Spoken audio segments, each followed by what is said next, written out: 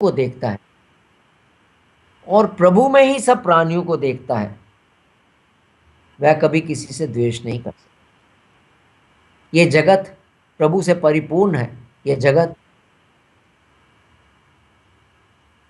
में सिर्फ प्रभु ही है। सारा जगत प्रभु से भरा हुआ है। इसलिए ये हमारे लिए अत्यंत आवश्यक है कि इस जगत में, सारे जगत में हम प्रभु, क्योंकि प्रभु ही है इसलिए प्रभु को देखें। अलग अलग रूप में प्रभु है, कोई मनुष्य के रूप में, कोई नारी के रूप में, कोई जानवर के रूप में, कोई पक्षी के रूप में।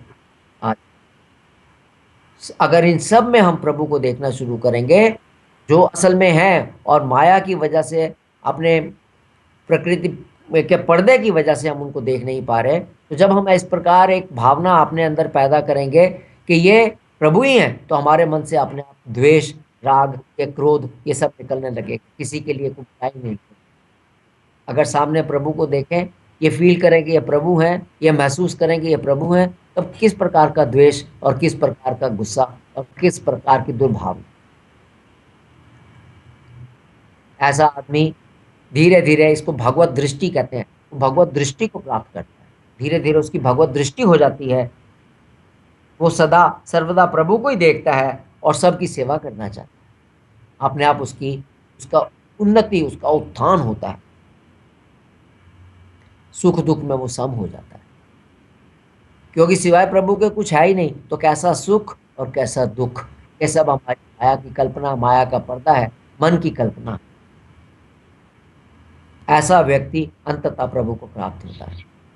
तो कहने का क्या मतलब है? इस सारे कहने का यह मतलब है कि अगर आपने प्रभु को प्राप्त करना है और इससे इस प्रकार आपने जीवन का सच्चा उद्देश्य प्राप्त करना है, तो आपको क्या करना है?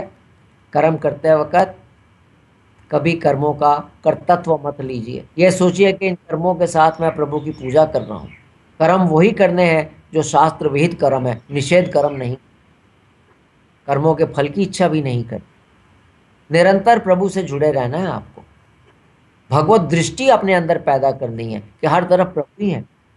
वो करने से राग द्वेष लोभ अपने आप, ये जितनी बुराइयां हैं, ये सब अपने आप निकल जाएंगी, क्योंकि आप प्रभु को देखते हैं। आप दुख सुख में सम हो जाएंगे और अंततः इस प्रकार से अभ्यास करते करते आप प्रभु को प्राप्त होंगे। ईशोपनिषद में बहुत साफ लिखा है कि जो मनुष्य भोगों से जुड़ जाता है और उनको प्राप्त करने के लिए ही पड़ा रहता है, वो जीवन मरण के चक्कर से कभी नहीं मुक्त होता। जीवन मरण के चक्कर में पड़ा ही रहेगा। गंदे कर्म करेगा, लोगों को धोखा देगा, चीट करेगा, चोरियां करेगा, तो नीचे की योनियों में चला जाएगा। शूकर कुकर, ये जोनियां मिल जाएंगी उसको। और अगर वो अच्छे कर्म करेगा तो उसको ऊपर की जोनियां मिल जाएंगी, लेकिन जीवन मरण स्वर्ग लोक में चला जाएगा, लेकिन अपने भोग भोग कर फिर वापस पृथ्वी पर आ जाएगा। जीवन मरण के चक्कर से छूटना है तो कर्म शून्य स्थिति, कर्म शून्य करना पड़ेगा। भगवत दृष्टि पैदा करने पड़ेगी, बुराइयां निकाल कर प्रभु के साथ जुड़ना पड़ेगा। यहाँ पर ज्ञानियों के लिए भी एक वार्निंग है, जो शास्त्र पढ़कर ज्ञान अभिमानी बन जाते हैं और अपना कर्तव्य कर्म को छोड़कर इंद्रियों के वश में होकर शास्त्रों का उल्टा और मनमाना अर्थ निकालते हैं और उनका आचरण करने लगते हैं, वो नीचे की जोन में चले जाते। ये उन लोगों के लिए है जो सब कुछ जानबूझकर भी इंद्रियों से अपना पीछा नहीं छुड़ा पाते और इंद्रियों के वश होकर गलत मनमाना आचरण करते।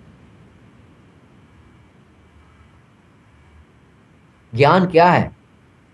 ज्ञान का स्वरूप ईशोपनिषद ने बताया है कि क्षण भंगर भोग सामग्रियों से और उनके साधनों से पूरी विरक्ति।